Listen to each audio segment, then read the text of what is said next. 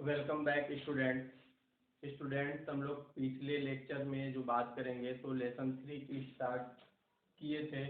और लेसन 3 में हम लोगों को पढ़ना था फाइबर टू फैब्रिक, और उसमें भी एनिमल फाइबर के बारे में स्पेशली पढ़ना था, जिसमें हम लोगों ने सीखा कि जो फाइबर्स है उसकी क्या ज़रूरत है। तो हमने देखा कि क्लॉथ बनाने में ज़रूरत है, और हमारे लिए एक स्पेशल थिंग्स है, कह सकते हैं एक स्पेशल चीज़ है जिसके बगैर हम अपने लाइफ में जीवन को नहीं चलाते हैं। इसके बाद फिर हम लोगों ने सिल्क को पढ़ा कि सिल्क का प्रोडक्शन कैसे करते हैं।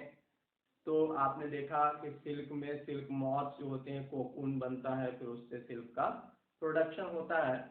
ठीक है, किस किस टेम्परेचर पे सिल्क के जो मॉथ है वो ज़्यादा बढ़िया ग्रो करते हैं, और उसके बाद उनका जब वो हैच आउट हो जाते हैं तो उनको कैसे मलबेरी लीव्स में बम्बू ट्रे में रखा जाता है। और उसके बाद स्टूडेंट जब वो एक तैयार हो जाते हैं कोकून के रूप में, तो कोकून से कैसे थ्रेड निकाला जाता है। आइए आज इसकी हम लोग पढ़ाई करेंगे। तो थ्रेड निकालने की जो बात है, जैसा लिखा हुआ है एक्सट्रैक्टिंग थ्रेड। एक्सट्रैक्टिंग थ्रेड में स्टूडेंट्स बात ये है कि हम लोग इसको कैसे निकालेंगे। तो इसके लिए होता ये है कि सबसे पहले उसको बॉयल किया जाता है। किसको? उस कोकून को बॉयल करके उसको किल कर दिया जाता है, मार दिया जाता है। और मारने के बाद उसमें से एक स्पेशल टेक्निक मशीन होता है, उससे उस कोकून से खींचा जाता है क्या चीज? थ्रेड को। ठीक है, उसमें भी कुछ बढ़िया किस्म के टेक्सचर में निकलते हैं, स्मूथ सिल्क निकलते हैं, और कुछ रफ निकलते हैं। तो उनके अलग अलग तरीके से, अलग अलग हिसाब से उसके क्या बनाए जाते हैं, क्लॉथ, और उसके हिसाब से वो उतना ज़्यादा एक्सपेंसिव होता है। इसके बाद हम लोग बात करेंगे डाइंग एंड स्पाइनिंग की। तो डाइंग एंड स्पाइनिंग में क्या है स्टूडेंट्स कि डाइंग का मतलब होता है कलर करना। हम लोग उसी थ्रेड को डिफरेंट डिफरेंट टाइप के कलर को कर लेते हैं। ठीक है, और इसके बाद उसको स्पाइनिंग, उसको एक रोल बनाते हैं। ठीक है, जिसको हम लोग उस जो थ्रेड निकलता जाएगा उसको ऐसे कुछ में लपेटते जाते हैं, तो रोल तैयार करते हैं। जैसे आप धागा देखे होंगे कि एक किसी रोल में वो आता है। तो इस तरह की चीज़ों को हम लोग डाइंग और स्पाइनिंग कहते हैं, और रोल करने के लिए रोलिंग कहते हैं। वो जो धागा निकलता जा रहा है उसको जब हम लोग क्या करते हैं, लपेटते हैं, तो उसे रोलिंग कहा जाता है। ठीक है, इसके बाद आता है वीविंग। जब हम लोग पूरी धागा यानी थ्रेड हमारे पास तैयार हो गया, तो अब हम लोग क्या करेंगे, वीविंग का काम करेंगे। उसको नीटिंग का काम करते हैं और उससे क्लॉथ तैयार कर लेते हैं। ठीक है, कपड़ा फैब्रिक्स बना लिया जाता है, ये है वीविंग। इसके बाद आता है स्टूडेंट टाइप्स ऑफ सिल्क की बात। तो इंडिया के अगर हम कॉन्टेक्स्ट में देखें तो इंडिया में 4 टाइप्स के सिल्क प्रोडक्शन होता है। ठीक है, जिसमें क्या है, एक है टसर, एक है एरी, एक है मूगा, और एक है स्टूडेंट जिसका नाम है, मुझे भी थोड़ी सी याद में मैं भूल रहा हूँ, बताता हूँ क्या है। मलबेरी ही बोला जाता है। ठीक है, क्या क्या? मलबेरी, टसर, एरी और मूगा, ये 4 टाइप्स के सिल्क का प्रोडक्शन होता है। कहाँ पे? इंडिया में। मलबेरी, फिर टसर, फिर एरी, और फिर मूगा, ये 4 टाइप के सिल्क इंडिया में प्रोडक्शन किए जाते हैं। ठीक है, इसके बाद ऊल पे आने से पहले ये जो स्टूडेंट है डाइंग और स्पाइनिंग का काम कर सकते हैं। ठीक है, ये ज़्यादातर विलेज इलाकों में आपको बहुत मतलब लोग महिलाएं करती हैं, इसमें ज़्यादातर महिलाएं एंगेज है विलेजेज में। इसको हम लोग कुटीर उद्योग के नाम से बोलते हैं। बहुत स्मॉल स्केल इंडस्ट्री होती है।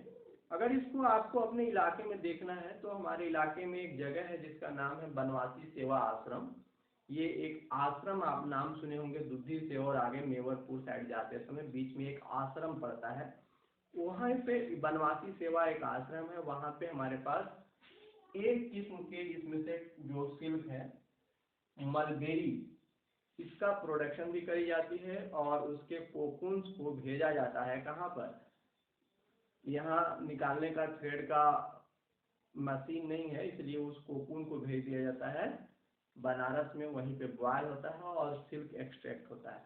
वहाँ पे बहुत सारे महिलाएं ये जो धागे हैं उसको, धागे को काटना कहते हैं, यानी धागा को बनाना, धागा को रोलिंग करने में एंगेज है, और साथ में कुछ कपड़े का भी वहाँ पे विविंग का काम होता है। ठीक है, कभी मौका हम लोगों को मिलेगा तो हम लोग चलकर देख सकते हैं। ठीक है, अब इसके बाद आता है स्टूडेंट्स ऊल की बात।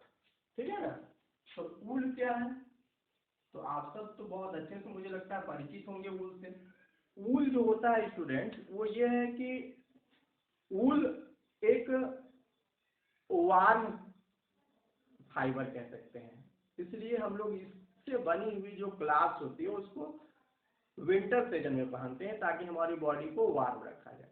होता यह है कि जो ऊल होता है उसकी जो थ्रेड तैयार किया जाता है उसमें वो बहुत फ्लफी टाइप का होता है, यानी बहुत उसके बीच में गैपिंग होती है, आराम से एयर फील हो जाता है। और जब उसके क्लॉथ यानी हम स्वेटर वगैरह, साल्स या मफलर ये सब तैयार करते हैं तो वो उसकी बुनाई भी, जैसे इस क्लॉथ में देख रहे हैं इसके धागे बिल्कुल पास पास एक दूसरे से हैं, ऐसा उसमें नहीं होता, बल्कि उसके धागे बहुत दूर दूर होते हैं और बहुत आप कह सकते हैं बिल्कुल टाइट नहीं, बिल्कुल सॉफ्टली टाइप से उसको बुना जाता है, विविंग किया जाता है। ऐसा करने से होता यह है कि उस ऊल के थ्रेड के बीच में जो गैपिंग होती है उसमें एयर भर जाता है, और जब एयर भर जाता है स्टूडेंट्स तो एयर जो होता है वह हीट का इंसुलेशन करता है, यानी हीट का इंसुलेटर होता है, यानी जो हीट बाहर है उसको अंदर नहीं जाने देगा और जो अंदर है उसको बाहर नहीं आने देगा। यानी जो बीच में एयर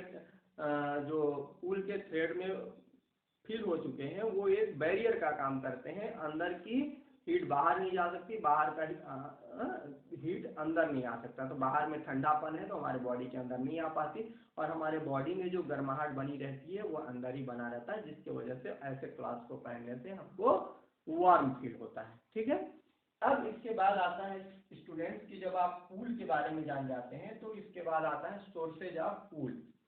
तो सोर्सेज ऑफ ऊल में बहुत कॉमन नेम आप लोग सुने रखे होंगे कि सीप से ऊल निकाली जाती है। ठीक है, सीप है और आप कह सकते हैं यॉर्क है, कैमल है, बहुत सारे गोट्स होते हैं, काश्मीरी गोट्स हो गए, रैबिट खरगोश का भी ऊल निकाला जाता है। ठीक है, तो इस तरह से बहुत सारी एनिमल्स हमारे पास हैं जिनका ऊल निकाला जाता है। ठीक है, अब इसके बाद आता है कि जब इनका हम लोग ऊल निकालते हैं स्टूडेंट्स तो उस ऊल में हमको ये दिखता है कि एक ही एनिमल पे सभी बॉडी पे सेम टाइप के ऊल नहीं होते हैं, कुछ प्लेस पर जो ऊल होते हैं वो बहुत कोर्स टाइप के होते हैं, बहुत टाइट होते हैं, और कुछ बॉडी में उनके जो ऊल होते हैं वो क्या होते हैं, बहुत सॉफ्ट होते हैं। जैसे उनके हेड पे और फेस पे जो ऊल होते हैं वो बहुत कोर्स किस्म का, भद्दे किस्म का ऊल होते हैं, बहुत मोटे ऊल होते हैं। बट और बॉडी पे जैसे खासतौर से एब्डोमेन वाली सेक्शन है, स्टमक है, इन सब इलाकों में जो उनके जो ऊल होंगे, फाइबर्स होंगे, ऊल फाइबर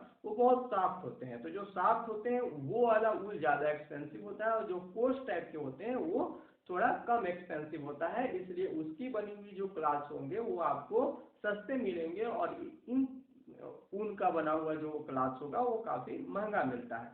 और उसमें भी जो बहुत ज़्यादा ठंडे, वैसे तो जो ठंडे प्रदेश में रहेंगे उनमें ही ऊल निकलता है, लेकिन उसमें भी जो पोलर रीजन वगैरह पे या काफ़ी ठंडे प्लेस पे जो रहते हैं उनका ऊल और सॉफ्ट होता है। ठीक है, अच्छा, अब इसके बाद एक मैं आपको चाहूँगा कि दिखा देता हूँ कैसे ऊल निकाला जाता है। तो देखिए आप यहाँ देख पा रहे होंगे स्टूडेंट्स कि बहुत सारे जानवर जैसे सीप है, यहाँ पे एक एनिमल है जिसको यॉर्क कह सकते हैं, और ये एक गोट है। तो इन सब के बॉडी पे आप देख रहे हो कितना सारा बाल है, पूरा एकदम फैला हुआ है, लटका हुआ है।